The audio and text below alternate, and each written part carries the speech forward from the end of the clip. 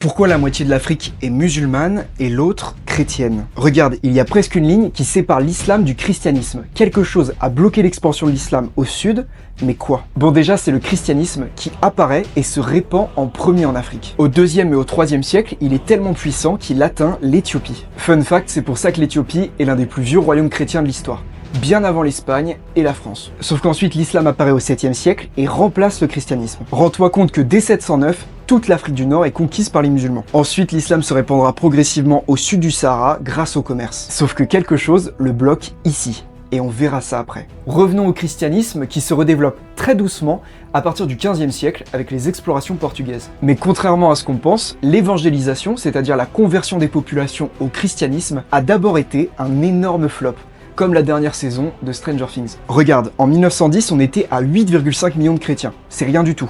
Et aujourd'hui, on est à 631 millions. C'est pas rien du tout. Donc tu vois, la christianisation de l'Afrique, elle est hyper récente. Et c'est pas la colonisation qui a converti. C'est autre chose. Au XXe siècle, la colonisation impose le christianisme, avec les missionnaires et les écoles qu'ils fondent. Mais très vite, les populations rejettent ce christianisme violent qui est venu avec les colons. Résultat, ils se réapproprient le christianisme et fondent leurs églises indépendantes par et pour les Africains. Et donc, qu'est-ce qui a bloqué l'islam de s'étendre ici? De 1, c'est la forêt tropicale, plus compliquée à traverser que le désert, en plus des maladies. De 2, les royaumes du sud étaient très attachés à leur religion ancestrale. Et de 3, il y avait moins de commerce à faire. Pense à liker et t'abonner.